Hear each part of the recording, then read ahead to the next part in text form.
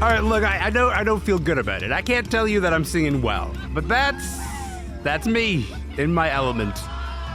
Singing very loudly at the top of my lungs with friends in the car. Today we are talking about music for road trips and why it makes people do that, right? Why it makes people feel the way that they do. I'm Elamin Abdelmahmoud. This is Commotion. Emily Hanscom is here with me in studio. Nico Stratus is on a road trip of her own. She's in Prince Edward Island. And I assume that you guys are not about to start singing Mumford & Sons at me right now. Is that what's about to happen? I don't know. I think I heard yeehaws in there. I heard, and there was like some yips and like there were a couple of yips. Very boisterous. What I enjoyed watching is watching your mouth drop a little bit, Nico, as that started I playing. was taken aback. If I could use a phrase, it would be I was taken aback a little bit. I'm glad I was sitting down already, because otherwise... I don't know. My legs buckled. I'm full of surprises. I'm delighted by this entire reaction. I mean, look, the reason that both of you are here is because the three of us have this in common, that we are people who take road trip music extremely seriously. Like, it's like a sacred thing to the three of us. And so, maybe Nico, I'll start with you. How much thought do you put into the music that you're listening to while you're on the road? Like maybe too much, like Okay. if I'm like doing a long drive, I will be like, okay, but what's the first song I'm going to hear? And then and how is the playlist structure going to go? And like, what are we going to be listening to when the sun starts to go down? And and all of these things. And then we'll be on the road and it's like, what hotel are we staying at? Like, oh yeah, right. Priorities. So that's kind of where I'm at with it. Just sort of like putting all my real priorities aside in favor of like, vibe.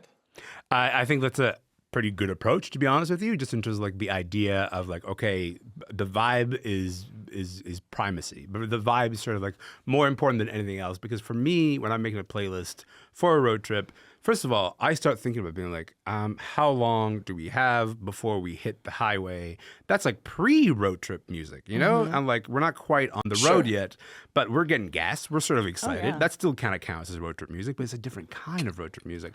And then Can I ask you Yeah, go ahead. Sorry, I was just going to say, I had a question for you, which is, look, rarely do I get to turn the tables, but I'm wondering, turn the tables. what is your immediate, like, this is a thing that needs to, if I'm going to make a playlist, there's certain criteria I need to hit. Like, do you have that? I think so. I think you need a range of songs that are going to unify the car in terms of like everybody in the car singing along at the same time.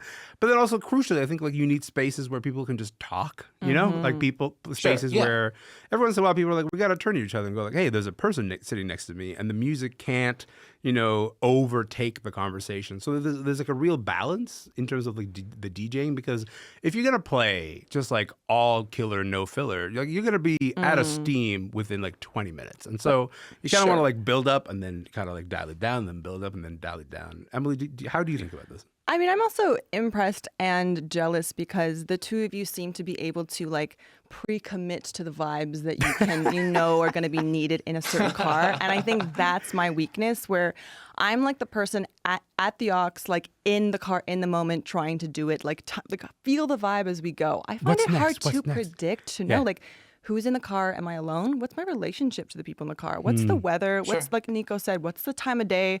When's the last time I had a meal? When's our next exit? Like, how much drive time do we have? Because all of that informs the choice. All of that informs the choice. Like, I don't want to play a great song right before an exit. That's not the way you want to go. You can't, like, so these are all decisions you have to kind of pre-decide, which you two can do. I am just tortured the whole time trying to make sure everyone else is happy, and then I'm curating the ultimate vibe. I mean... Well, I think we are anticipators. I think we kind of go like, I feel like the playlist will need this at the start. Is that how you think about it, Nico? Yeah, and like a lot of the drives, if I'm doing a longer drive, it's often a drive I've done many times before, and I sort of know, I can predict a lot of the elements around it, and I do sort of know what I want to be feeling in certain moments. So a lot of it is that. And also, like, I can make changes on the fly. I prefer not to. But sometimes if I stop, I'll be like, right, I got to add a track. I got to add, Orange Crush by REM, because I only had one other REM song on here and we need more. I'll tell you this, a controversial take, but when other people try to add to my road trip playlist, I kind of go, you are at risk of, the center cannot hold because we are on a trajectory and you can't just introduce the Clash in the middle of all of this. Also, you when know? people try to cut off a song, No. like, you don't know where we're going yet. Take a seat. I'll tell you this, the rest of the world does not operate the way that we do, and maybe we should be grateful. That's a good thing. That's a very good thing. Okay, but Nico, let me ask you, because we're going to start playing some of the choices you guys have brought. For a lot of people, I think like this conversation ends up being a nostalgia conversation, ends up being like a conversation about like songs that I heard in the car a long time ago, and I like the way that they made me feel. Maybe maybe your parents had one CD in the car, or maybe that song came on a lot when you were younger. What is that core song or memory for you in terms of like a choice of song that does that? I mean, I think we used to have this Volkswagen Westphalia that we would like do drives in with my parents when I was younger, and I very specifically have like Handle with Care by the Traveling Wilburys, just because that first Traveling Wilburys record was always kind of in the vehicle, and my mom would like tell me who the Traveling Wilburys were, and like, okay, there's Roy Orbison, but only in the first one. The second record's not that good. There's Tom Petty.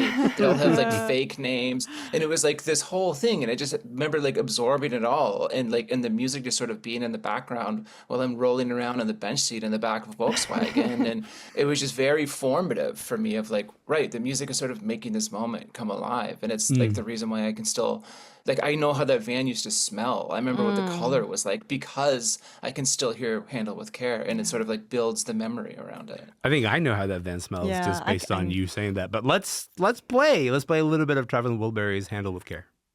Baby, you're adorable, and only with care. I'm so tired of being lonely. I still have some love to give. Won't you show me that you really care? You could see the wheels turning in Right? your mind. Yeah. What a song. Also, just in terms of choice of songs from Wilburys, like we are at below 50% Wilbury capacity at this point. Jeff Lynne and Bob Dylan Dangerously low on Wilburys. are the only surviving members of the Traveling Wilburys. So like that's it sort of immediately also, like makes you think about that. Emily, what about you? What's the core memory song that you got? I love that Nico like mentioned the make of the car and the smell, because I do think it's like the nostalgia is for the feeling, but it's also for the literal physical vehicle you're in. And my dad was one of those, bless them, the folks out there who find a CD they like and it's the only CD, doesn't breathe air for years, just stays in that player. My mom went to Rio for a work trip and brought back Georgie Ben's Africa Brazil, the first album. He went from acoustic to electric. One of my favorite albums now ever. And that album is the one album he would play. Every single time I would see that Intrepid pull up and we'd get in, I just knew that would be playing. Whenever I hear this album, I'm with my dad and I'm in that car and I smell it. I feel the warmth under my legs of that hot seat. And I just think of him and the way we'd fill space with this album and these sounds. Let's hear it.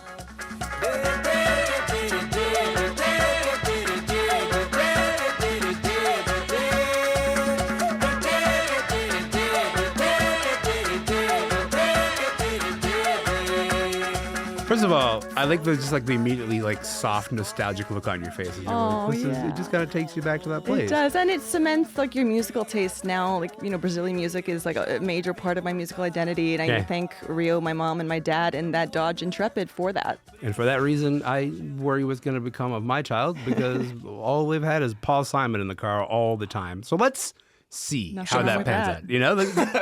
Gonna be That's great. how I grew up to. It should be okay. Let's find out how that pans. We'll check in on that in 15 years or so.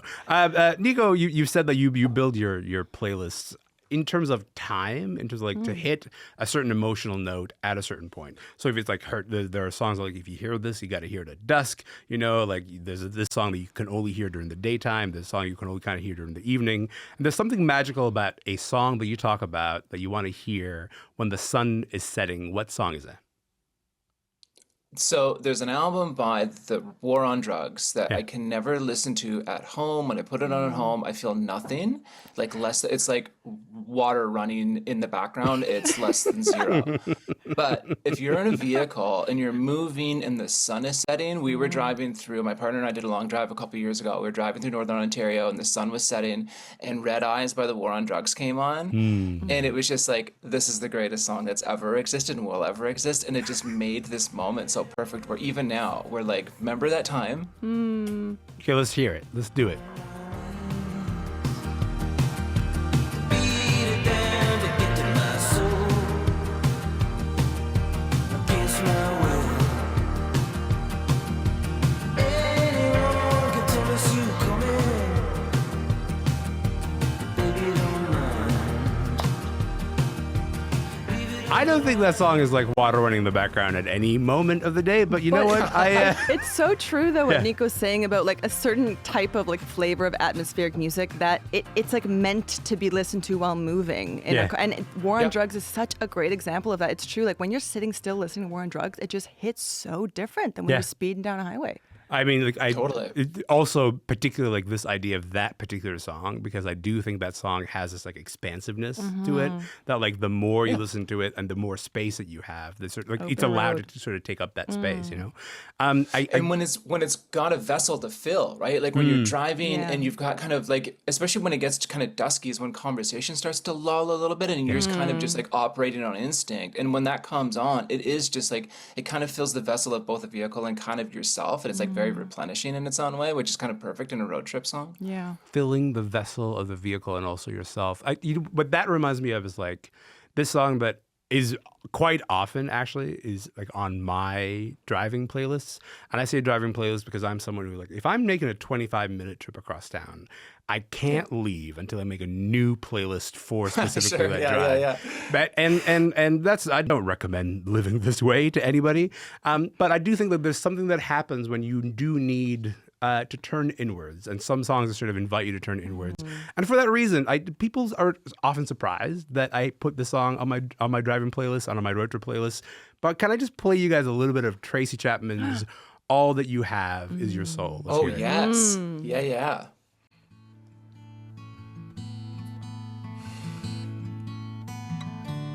Don't be tempted by the shiny apple. Don't you eat of a bitter fruit. Hunger only for a taste of justice. Hunger only for a world of truth. 'Cause all that you have is your soul.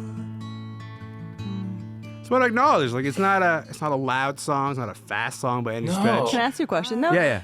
Do you play this song only when you're on your own or when you're around people? Because that interior versus communal aspect of road trip music, like those are two different like sides of the coin. Sometimes you're in a car and it could be a little prison that you want to get out of by going inward, and sometimes you're in a car with a community of people and you want to share that. Like for this song, what is it for you? I think at their core, road trip songs are songs that are invitations somewhere else. I think like the idea of a road trip song is it either has to invite you to join in the communal experience with another person, with a bunch of other people, because you're all sort of sharing maybe an emotional space, or maybe it's an emotional space that you're sharing with one other person or with yourself. Like Yeah. the idea of like, I'm not visiting this part of myself very often. And in the parts that are quiet, you know, even if everybody's kind of quiet in the car, a song like that comes on. Tracy Chapman comes on and she says, "All that you have is your soul." And you kind of don't really have a choice but to go, hey, have I made what I want to make out of this life? Have I sort of asked myself the questions that I think I should be asking myself? And to me, that can be an individual experience that becomes a communal experience where we're all sort of asking ourselves that because the song is doing that asking, without it need to be like kind of stated because the song is going to do that heavy lifting. I understand also that like not everyone listens to music this way, but I do think that there are songs that can sort of maybe transcend that experience a little bit. What about you? Like, tell me about moments where Yeah. a song can do something kind of communal in ways that maybe you don't necessarily expect. That makes exactly what you just described makes me think a couple months ago, I cliched Eat, Pray, Loved, and I just went for 4.5 weeks to Europe on my own, and Nice. I went all around. And there was one week where I went to an all-women's surf retreat in Portugal. I don't know how to surf. was a beginner. But the retreat was women aged from, the youngest was 23, oldest was in her late 50s, everyone from such different walks of life. And every day we'd go and chase the waves and we'd get in this van. And because I'm car sick, very cool fact, I sat in the front seat and I became like the ox, over time. And there was one day, you get really close to people when you're traveling, and especially in a van when you're driving through the hills and you are just talking about your lives and what brought you there. And people are talking about grief and loss, death, infidelity, breakups. There are tears. And I was like, I'm going to play this song by Angie McMahon. It's called Letting Go. And I didn't even cue it up. I just played it. And all these women from, like I said, these different experiences sat and we listened and we drove. And I cried to myself about the beauty of it all, just how that intersection of all of us being there once in a lifetime. And here it is, I guess. Yeah, let's hear it. I might have spent 6 months lying on my living room floor. I might have been sick and well, then sick some more.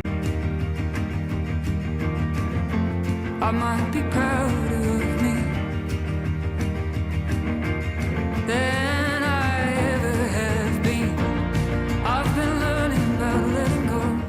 I mean, yeah, go ahead. It was just a special moment. I'm not saying this song will touch everyone in the same way, but just to think about all the individual people in that car who had to come from all these different walks of life to end up there, and here we are, kind of joining at that point to your story that you just told. It's a beautiful moment when your interior emotional realities kind of intersect in this really beautiful way. Take me in that car. What happened in that car?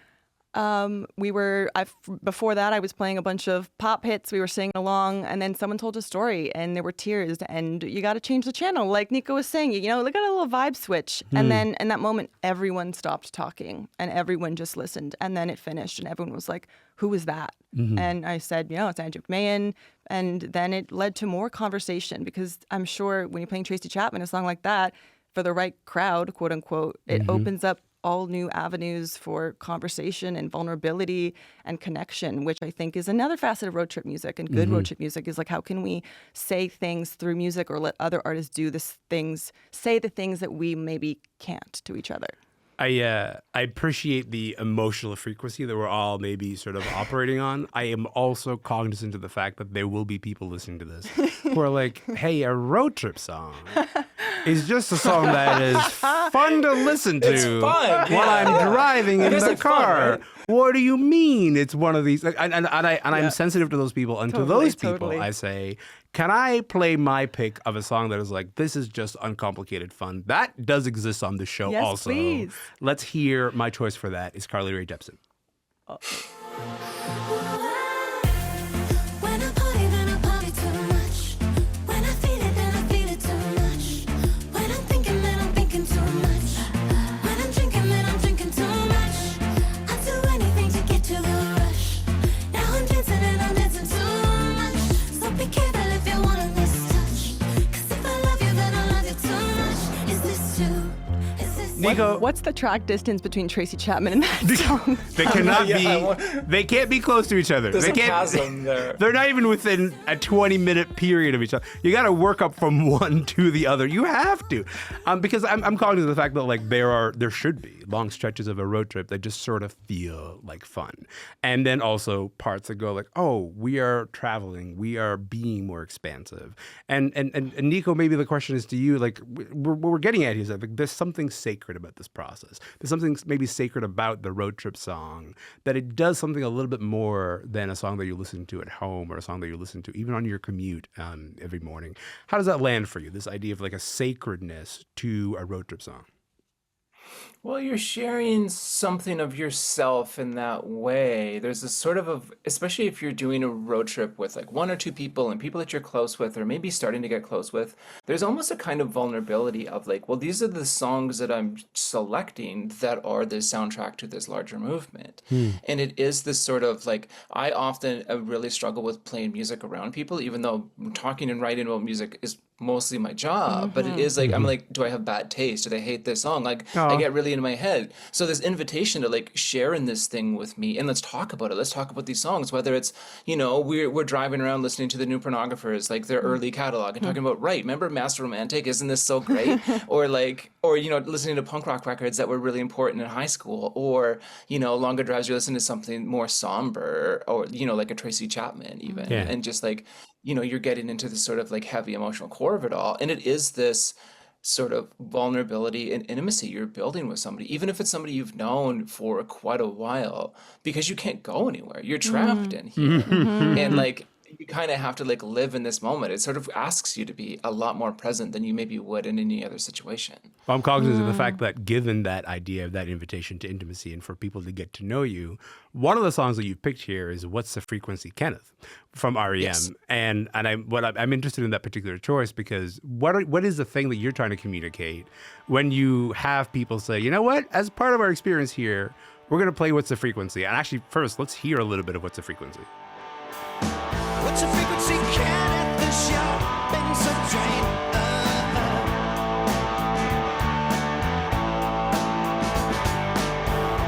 I was brain dead, locked out, not up to speed. Nico, what's the frequency, Nico?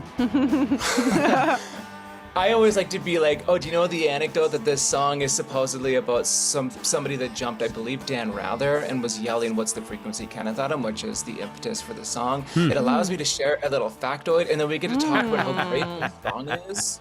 And just like, like you could choose a lot of REM songs that are a little bit more somber, a little bit more dark, but this is a little bit more joyful in its own way, even just in presentation. Not so much if you start digging into the sort of like lyrical vibe of it all, but it does sort of start off in this way that is like almost neutral joy, where it's not too big, but it's not too pulled back. And it is a really nice, I like to start a road trip playlist with that song because it allows you to start from somewhere in the middle, not too high, not too low, and you can really build from there. And it's such a good song, and it just sort of allows you to go anywhere next. Really should like describe to people who are listening to this on the radio or on podcasts, so like you've got this gigantic smile on your face as you talk about this song. It's just like a complete. Yeah, I sort love of thing REM. I am resentful of the fact that your choice isn't Driver 8, but you know what? That's neither here nor there. We can come back to that some other time because Sure, yeah. that would be my road trip REM pick. Two on the nose. This makes me wonder if the three of us were in a car, like who would get off? There would be chaos. There would Like be who would be absolute deciding? chaos. How would we establish? Well, I was gonna say you have one more rules. song. Can we play your? I want to play your last choice of song. Yes, I don't remember what it is, so let's do it. Let's hear it, and then after that it's La Zigouizon. Oh my! Yeah. Oh, La Zigouizon. Yeah, Oui, that one. Okay, I want let's do it. Let's hear it. Va à la fontaine pour y pêcher du poisson, la zigazon, zinzon. On va à la fontaine pour y pêcher du poisson, la zigazon, zinzon. La fontaine est profonde, je me suis coulé à fond, la zigazon. Are you playing spoons right now? I'm playing the spoons. Yes. That's all that's missing for the moment. La bottine, zin, zin, le rigolet, ha, ha. Son petit porte-clés tout rouillé, son petit porte-clés tout rouillé, gaiement. Talk to me about this choice, yes. Emily. So I think another thing that maybe we've touched on a little bit here is I'm bilingual Anglophone Quebecer, so my relationship to my Quebec culture is complicated. And the only kind of conduit to that Quebec culture that has felt most honest to me has been music my whole life. And there was one road trip, and I felt that connection more since I've moved away, where I don't know why that is, but about 10 years ago. There was a road trip where me and a bunch of English folks from Ontario were driving back to Montreal, and they said, play us some Quebec music. And that was the first song that I played. And in that moment, as we were driving and they were asking me to sort of introduce them to what I struggle to sometimes claim is my, Quebec, my culture, I played it and I did feel it. I felt it strongly. And it was a special moment for me. And like when I hear that song, I think of it. And I'm grateful to road trip music also for that connection to place and culture that it enables, I think at the end of the day, part of, I think, like the thesis of this show in general, like the thesis of Commotion in general is that like the choices we make in terms of the art that we engage with and the art that we want to share with the world and how we think about it, that tells you something about you, right? So sort of like some kind of window into you. And so maybe before we go, I just want to play you guys one last song, and it's a Beyonce song. It's a Beyonce and Miley Cyrus song. And maybe we'll go out on that because I think Two Most Wanted is the name of the song. It's a beautiful duet. And the reason I'm suggesting that song is because there's something about the intimacy of that duet as just kind of like a place for us to go out on. Oh, listen to Sing these along, voices, first of Elamin. all. Get I your won't do buddies it. in I here. won't do it. I won't do it. Get your yips in. I'll be your shotgun rider till the day I die. Got chills. Smoke out Just the way their voices blend, they take you somewhere different. You guys have taken us somewhere very lovely today. So thank you for your time. Thank you. Really appreciate it. Thank you. you. Yes, of course. Go on a road trip with your friends. Highly recommend it. Nico Stratus is the author of The Dad Rock That Made Me a Woman. She's currently on a road trip in the Maritimes. Emily Hanscamp is a freelance music journalist. She was right here in our Toronto studio. This is Miley. This is Beyonce. They're singing together. It's called Two Most Wanted. I hope you put it on one of your playlists, and I hope you take some friends and go somewhere. My name is Elamin Abdelmahmoud. This show is called Commotion. We'll see you tomorrow.